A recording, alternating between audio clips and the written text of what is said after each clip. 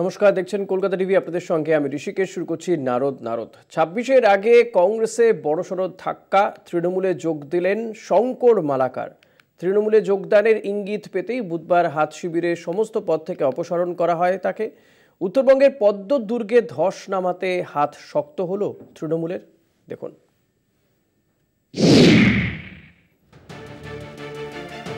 বিধানসভা নির্বাচনের আগেই পায়ের তলার মাটি শক্ত করছে তৃণমূল। সেই লক্ষ্যেই কয়েকদিন আগেই চাবলের গুরুত্বপূর্ণ বিজেপি নেতা তথা প্রাক্তন কেন্দ্রীয় মন্ত্রী জন বার্লাকে দলে টেনেছে শাসক দল। সংগঠনকে আরো শক্তিশালী করতে এবার দলে উত্তরের অপর এক প্রভাবশালী নেতা শঙ্কর মালাকার। মঙ্গলবারই মল্লিকার্জুন খার্গেকে চিঠি দিয়ে পদত্যাগের কথা জানিয়েছিলেন প্রাক্তন বিধায়ক। সেই চিঠির প্রতিলিপিও তুলে ধরেন বুধবার যোগদানের অনুষ্ঠানে। এরপর বুধবার তৃণমূল ভবনে ঘাসফুলের পতাকা হাতে তুলে নেন মাটিগাড়া নকশালবাড়ির প্রাক্তন বিধায়ক শঙ্কর মালাকার। তার এই পদক্ষেপে কার্যত অভিভাবকহীন হয়ে গেল উত্তরবঙ্গের কংগ্রেস। কিন্তু যিনি ছিলেন উত্তরবঙ্গের কংগ্রেসের অভিভাবক, তিনি হঠাৎ তৃণমূলে কেন? একদিকে কামতাপুরী রাজ্যের লোভ দেখানো হচ্ছে, একদিকে গোর্খাল্যান্ডের লোভ দেখানো হচ্ছে, একদিকে উত্তরবঙ্গের আলাদা রাজ্যের লোভ দেখানো হচ্ছে। বিজেপি দীর্ঘদিন ধরে উত্তরবঙ্গের সহজ সরল মানুষগুলোকে এই ধরনের লোভ দেখিয়ে ছাড়খাড় করছে। আমি মনে করি বিজেপির সাথে লড়াই করতে গেলে কংগ্রেস থেকে হবে না। একমাত্র মমতা বন্দ্যোপাধ্যায়ের নেতৃত্বে তৃণমূল কংগ্রেস উত্তরবঙ্গে যে ছাড়খাড় করছে বিজেপি, তার বিরুদ্ধে লড়াই করতে পারবে। শঙ্কর মালাকার কংগ্রেস ছেড়ে দেওয়ায় কংগ্রেস কি অভিভাবকহীন হয়ে পড়ল? কংগ্রেসের শক্তি ক্ষয় বা কংগ্রেসের বিরাট শক্তি ছিল সেটাও কিছু নয়। আমাদের দলের শক্তি হচ্ছে আমাদের দলের কর্মীরা। আমাদের দলের কর্মীরা এই দলটাকে তৈরি করেছে এবং নেতা ওনাকে বানিয়েছে। উত্তরবঙ্গে বিজেপির শক্ত ঘাঁটিতেও এবার থাবা বসাতে চাইছে তৃণমূল। এর ফলে কতটা শঙ্কিত বিজেপি? শক্তি বাড়ানোর নাম করে যদি কেউ রিকেট রুগীদের নেয়, পোলিও রুগী নেয়, আমি দলটাকে বলছি, সেই দল থেকে লোক নেয়, তাহলে আমার কিছু বলার নেই। তৃণমূলের আজকে এমনই অবস্থা যে তারা আর 14 বছর শাসন করার পরেও তারা এখনো নিজের পায়ে দাঁড়াতে শিখলো না। তারা এখনো অন্য দল থেকে লোক নিতে হচ্ছে। উত্তরবঙ্গ শক্ত ঘাঁটি বিজেপির। 21-এর বিধানসভায় বিজেপির আসন সংখ্যা ছিল 54। বিশেষজ্ঞ মহলের মতে 2026-এ বিধানসভার আগে একের পর এক বর্ষিয়ান নেতাকে দলে টেনে উত্তরবঙ্গে বিজেপির ভোট ব্যাংকে ফাটল ধরতে চাইছে তৃণমূল। কলকাতা টিভি। আজ এই নিয়ে আমরা আলোচনা করব। আমাদের সঙ্গে উত্তরবঙ্গ থেকে রয়েছেন বিজেপি নেতা কৌশিক নন্দী, রয়েছেন কংগ্রেস নেতা সুব্রত দত্ত। আমাদের এই অনুষ্ঠানে তৃণমূল কংগ্রেসের প্রতিনিধিও থাকবেন। তবে আমি প্রথমেই সুব্রতদা আপনার কাছে আসবো, যেটা জানতে চাইবো, এই যে এমন একজন বর্ষিয়ান কংগ্রেস নেতা আপনাদের সঙ্গ ছেড়ে তৃণমূলে যোগ দিল, এতে উত্তরবঙ্গ তো বটেই, আমার মনে হয় এমনিতেই কংগ্রেসের গোটা রাজ্যে যা পরিস্থিতি, তাতে কংগ্রেসের হাল তো আরো খারাপ হয়ে গেল।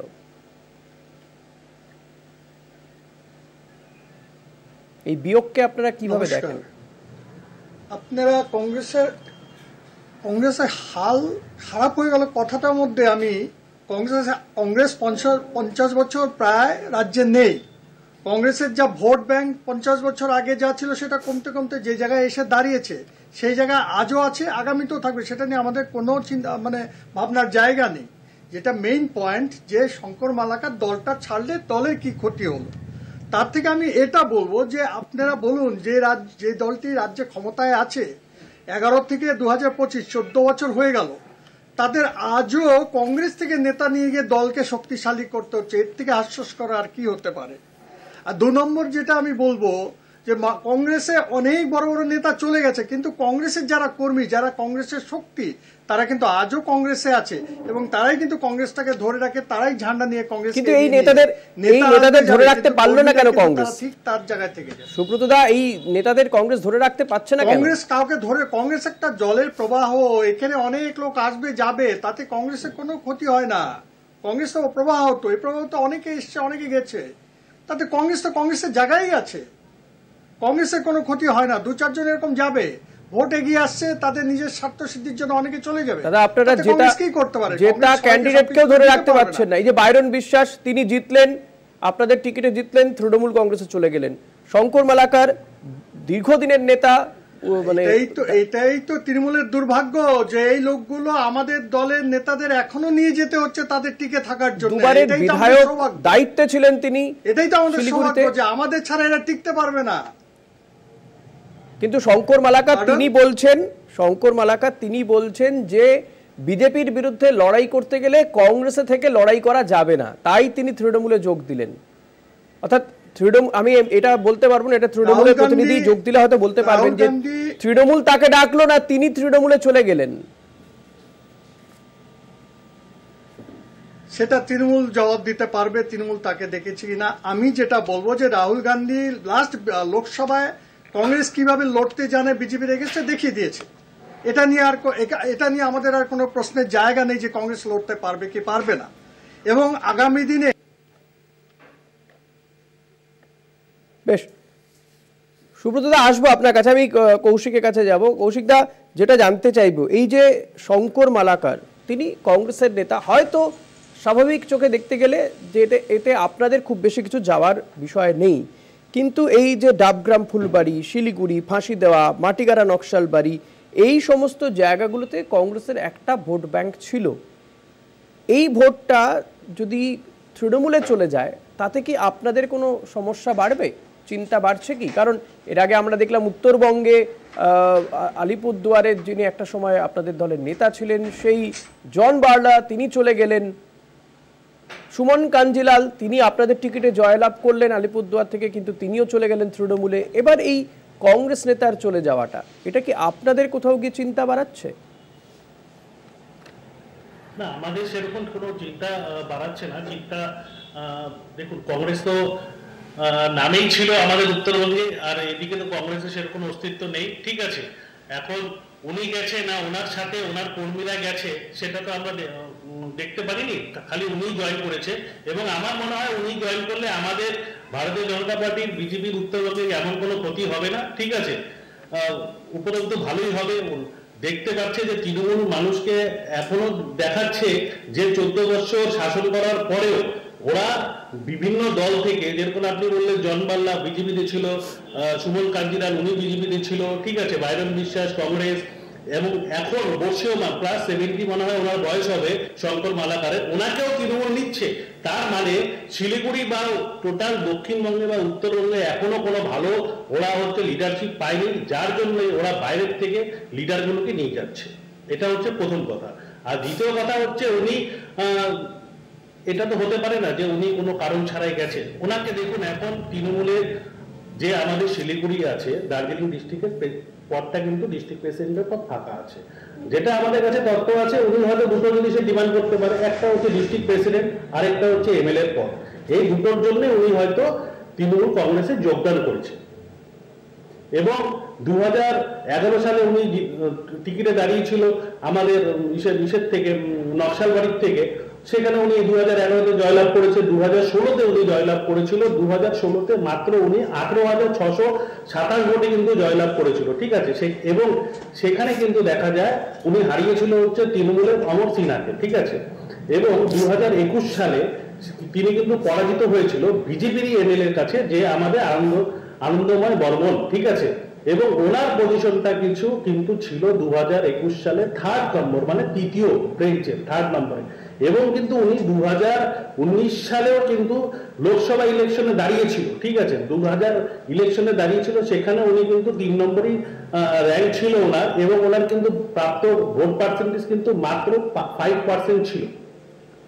এর থেকে বোঝা যায় যে ওনার ব্যক্তিগত যে একটা পরিসীমা বা ভোট ব্যাংক সেটা ওনার নেই। ঠিক আছে, আর ওনাকে যদি প্রজেক্ট করা হয়, সেটা আমাদের মনে হচ্ছে যে ওনাকে দুটো জায়গায় প্রজেক্ট করা হবে, একটা হচ্ছে ডিস্ট্রিক্ট মানে প্রেসিডেন্ট ফাঁকা আছে, আরেকটা হচ্ছে এমএলএ পদের জন্য।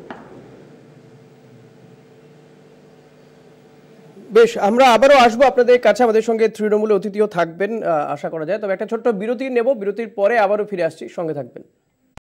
ফিরে এলাম বিরতির পর, দেখছেন নারদ আপনাদের সঙ্গে আমি ঋষিকেশ। আমাদের সঙ্গে এই অনুষ্ঠানে তৃণমূল নেতা দেবজিৎ সরকারও যোগ দিয়েছেন। দেবজিৎ, আপনার কাছেই আসবো, যেটা জানতে চাইবো যে এই যে শঙ্কর মালাকার তিনি কংগ্রেস ছেড়ে তৃণমূল কংগ্রেসে যোগ দিলেন, এতে আখেরে তৃণমূল কংগ্রেসের কতটা লাভ হবে, এটা যেমন প্রশ্ন। কংগ্রেসের বক্তব্য যে এখনো কেন কংগ্রেসের থেকে লোক নিতে হচ্ছে তৃণমূল কংগ্রেসকে, এতগুলো বছর ধরে তারা এই রাজ্যে শাসন করছে।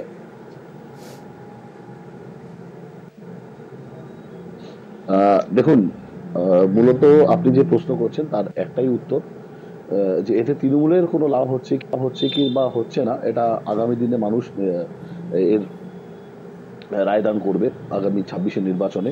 প্রথম কথা, যে কথা কংগ্রেসের প্রতিনিধিরা বলছেন বা বলছে, আমি আপনার মাধ্য দিয়ে শুনতে পেলাম, প্রথমত তৃণমূল কংগ্রেসে যদি কেউ আসতে চায় তাকে আমরা আমন্ত্রণ এবং স্বাগত জানাই।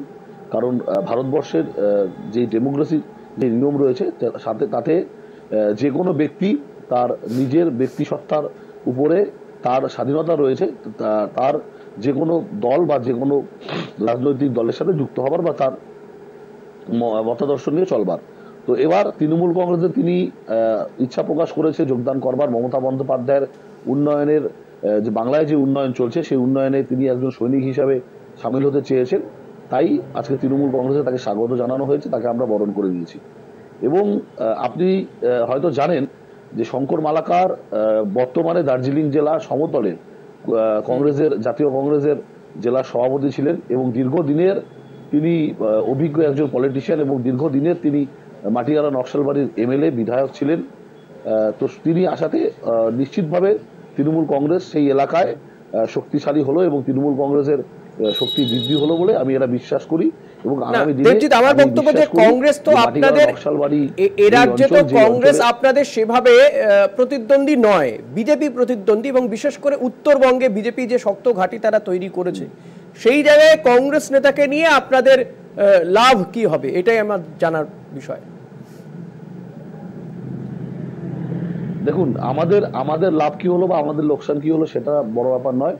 ব্যাপারটা হচ্ছে যে বিজেপির সাথে যারা ভোটের বাজারে ভোটের বিরুদ্ধে যারা লড়াই করতে চায় তাদেরকে তৃণমূল কংগ্রেস, সংসদীয় রাজনীতিতে ভোট একটা বড় জায়গা, সেখানে আপনি লাভ ক্ষতি ছাড়া কোনো একজন নেতা এক দল থেকে আরেক দলে যায়, সুব্রতদা, এটা কখনো হয়? দেখুন, আমি যে কথা বলছিলাম, নিশ্চিতভাবে আমি বলতে পারি শঙ্কর মালাকারা। হ্যাঁ, শেষ করে নিন দেবজিৎ, শেষ করে নিন দেবজিৎ। হ্যাঁ, বলছি শঙ্কর বাবুর অভিজ্ঞতা অত্যন্ত অভিজ্ঞ এবং তিনি দীর্ঘদিনের রাজনীতিবিদ, তাতে তিনি আমাদের দলে আসাতে নিশ্চিতভাবে তৃণমূল কংগ্রেসের লাভ হবে এবং তার অভিজ্ঞতায় তৃণমূল কংগ্রেস আগামী দিনে মাটিগাড়া নকশালবাড়িতে তিনি দীর্ঘদিন সেখানকার বিধায়ক ছিলেন, তার পরামর্শ আমাদের অত্যন্ত গুরুত্বপূর্ণ হবে এবং আমি নিশ্চিতভাবে বলতে পারি বিজেপির বিরুদ্ধে যে আমাদের তৃণমূল কংগ্রেসের যে লড়াই, সেই লড়াইয়ে তিনি আমাদের সামনে। আমি যেটা বলছিলাম যে মানুষের লালসার তো শেষ নেই, এখন তার কি কি মনোবাসনা নিয়ে তৃণমূলে গেছে সেটা তো আমরা বলতে পারবো না। তবে গণতন্ত্রে সব থেকে সৌন্দর্য জিনিস হলো যে স্ট্রং বিরোধী পক্ষ থাকবে, তাকে তার মতন করে রাজনীতি করতে দেওয়া হবে। কিন্তু এটা কখনোই গণতন্ত্রের কাম্য নয় যে যা খুঁজে পাবো সব ঝেড়ে ঝুড়ে নিয়ে এসে আমার তরফে ভরে নাও আর দলটাকে ফাঁকা করে দাও। এটা তো গণতন্ত্রের জন্য সুস্থ লক্ষণ নয়। তো যারা গণতন্ত্রের কথা বলে, ফেডারেলিজমের কথা বলে, তারা একটা সামান্য বারণ বিশ্বাস একটাই তো এমএলএ হয়েছিল আমাদের, তাকেও নিয়ে নিতে হচ্ছে। দলটার কি করুণ অবস্থা। আমি সুব্রত বাবুকে একটু মনে করিয়ে দিতে চাই যে কানাইয়া কুমার তিনি কিন্তু কংগ্রেসের ছাত্রনেতা ছিলেন না, তিনি কিন্তু এসএফআই এর ছাত্রনেতা ছিলেন। তাকে কিন্তু কংগ্রেসে রাহুল গান্ধীর নেতৃত্বে জয়েন করানো হয়েছে। দলে অবশ্যই যেতে পারে, প্রত্যেকটা দলে সবাই যাওয়ার অধিকার আছে। আমি অধিকারের কথা বলছি না, আপনিও যে কোনো দলে যেতে পারেন, এটাই গণতান্ত্রিক নিয়ম। কিন্তু গণতান্ত্রিক পরিসরটা রাখা উচিত, বিরোধীদের ভয়েসটা রাখা উচিত। আপনারা যদি সব বিরোধীদের গিলে খেতে চান, বিরোধী ভয়েসটাই না রাখেন, তাহলে তো থেকেই হবে। তাই হবে শঙ্কর মালাকার তিনি নিজেই বলছেন কংগ্রেস থেকে এই রাজ্যে বিজেপির বিরুদ্ধে লড়াই করা যাবে না। তিনি বলছেন যে কামতাপুরি কিংবা গোর্খাল্যান্ডের দাবিতে বিজেপি সোচ্চার হচ্ছে, বারবার করে বলছে, কংগ্রেস থেকে সেই লড়াইটা দেওয়া যাবে না। শঙ্কর মালাকার যে কথাগুলো বলছে, শুনুন, শঙ্কর মালাকার অভিজ্ঞ নেতা, আমরা ওনার আন্ডারে রাজনীতি করেছি, তথাপি যে গোর্খা আন্দোলনের ঘটনা আজকে নয়, রাজীব গান্ধী এসে গোর্খা আন্দোলনের একটা দিশা দিয়ে গেছে। কামতক মুড়ি আন্দোলন আজকে নয়, এবং উত্তরবঙ্গ সেসেশনের কথা আজকে নতুন নয়, বহু বছর ধরে চলছে। এত বছর রাজনীতি উনি করেননি কংগ্রেসে, কংগ্রেস কি দেয়নি ওনাকে? আজকে হঠাৎ 2026-এর আগে ওনাকে যেতে হলো কেন? নিশ্চয়ই তার পেছনে কিছু অফার আছে, সে অফার তো আর আমরা জানি না উনি কি লালসায় গেছেন। উনি যেটা একটু আগে শুনছিলাম, হয়তো ওই সভাপতি হবে, এমএলএ হবে, অনেক স্বপ্ন দেখছে। শুনেন, বিজেপির এগেনস্টে লড়তে গেলে আমাকে সরকারি দলে হয়ে লড়তে হবে তার কোনো মানে নেই। আমরা ভারতবর্ষে কিন্তু ক্ষমতায় নেই। কৌশিকের কাছে আসবো। কৌশিক, এবার কি মনে হয় এই যে উত্তরবঙ্গের এই নেতাগুলো অর্থাৎ শঙ্কর মালাকার কিংবা জন বাল্লারা আপনাদের প্রতিদ্বন্দ্বী দলে চলে যাচ্ছে, যেখানে উত্তরবঙ্গে আপনাদের এতজন বিধায়ক ছিলেন, প্রায় 22-24 জন বিধায়ক, তারা চলে যাওয়াতে এবার কি লড়াইটা মানে একটা কোথাও গিয়ে প্রতিদ্বন্দ্বিতা সেই জায়গায় হবে, শেয়ানে টক্কর হবে? না না, কখনোই হবে না। আমি তো প্রথমেই বললাম যে শঙ্কর মালাকার একা এসছে, ওনার টিম এসছে কিনা জানি না, সেরকমই জন বাল্লা একা গেছে। উনি তৃণমূলে যাওয়ার পরে কিন্তু উনি কিন্তু কোনো ভারতীয় জনতা পার্টি কার্যকর্তা কিন্তু তৃণমূলে জয়েন করাতে পারেনি। সেটা তার থেকে বোঝা যায় যে উনি খালি কেবলমাত্র একাই গেছে। আরেকটা জিনিস বললাম যে শঙ্কর মালাকার কেবলমাত্র 2000 এই যে এখন 25 চলছে, উনি 25-এ কেন গেল? 26-এ তো সামনে ইলেকশন, নিশ্চয়ই ওনার কোনো অভিসন্ধি আছে। উনি কিন্তু দুটোই থাকতে পারে, যেটা আমি প্রথমে বলেছিলাম। একটা হচ্ছে ডিস্ট্রিক্ট প্রেসিডেন্টের পোস্টটা ফাঁকা আছে টিএমসিপি, সেখানে যাবে, নয়তো 2 নম্বর হচ্ছে এমএলএর জন্য। আর হচ্ছে উনি দেখুন একটা সুন্দর একটা শিলিগুড়ির মতন একটা জায়গার সুন্দর একটা ছক তৈরি হয়ে গেছে। উনি দাঁড়ালে কোথার থেকে দাঁড়াবে? উনি দাঁড়ালে পরে দাঁড়াবে হচ্ছে নকশালবাড়ি বা মাটিগাড়া, ঠিক আছে? সেখানে কিন্তু তৃণমূলেরই একজন প্রতিদ্বন্দ্বী আছে, দিলীপ বর্মন, যেটা আমি জানি 46 নম্বর ওয়ার্ডের প্রেসিডেন্ট, ঠিক আছে? এবং গৌতম দেব যিনি আছে এখন উনি ইচ্ছা যে উনি হচ্ছে আমাদের শিলিগুড়ি থেকে দাঁড়াবে, যেখানে শঙ্কর ঘোষ আমাদের বিধায়ক আছে, ঠিক আছে? এবং আমি যেটা যতদূর জানি, দিলীপ বর্মন হয়তো এইবার মাটিগাড়া নকশালবাড়ির থেকে দাঁড়ানোর জন্য ইচ্ছা প্রকাশ করেছে। এবং দিলীপ বর্মনের সাথে যেহেতু গৌতম দেবের একটা সম্পর্কটা ভালো না, সেই জন্যই হয়তো উনি আমাদের কংগ্রেসের শঙ্কর মালাকারকে জয়েন করাছে, যাতে হয় দুটো, একটা হচ্ছে ডিস্ট্রিক্ট প্রেসিডেন্ট দেবে, নয় এমএলএর টিকিটে কোথায় দেবে, সেই নকশালবাড়ি যেখানে ওনাকে দিয়েছিল, ঠিক আছে? এটাই বলতে চাই। আর একটা বলতে চাই যে উনি দেখুন আমাদের আনন্দময় বর্মনের কাছে 2021 সালে হেরে গেছে 3rd নম্বর পজিশনে, এবং 2019 সালে উনি আমাদের রাজু বিস্টার যে এখন দার্জিলিং সাংসদ, তার কাছেও হেরেছে। সেই কৌশিক, একটা বিষয়ে শঙ্কর মালাকার দীর্ঘদিনের কংগ্রেস নেতা, তার তো একটা তো ভিত্তি রয়েছে, নাহলে তো তাকে কংগ্রেসও এত গুরুত্ব দিত না যথেষ্ট। তিনি উত্তরবঙ্গের কংগ্রেসের অভিভাবকের মতন ছিলেন, তো তিনি চলে যাওয়াতে কংগ্রেসের একটা পার্সেন্টেজ অফ ভোট কি তৃণমূলের দিকে চলে যাবে, যেটা আপনাদের কি কিছুটা চিন্তায় রাখবে? কিছুটা না না, ভোট যাবে না, ভোট যাবে।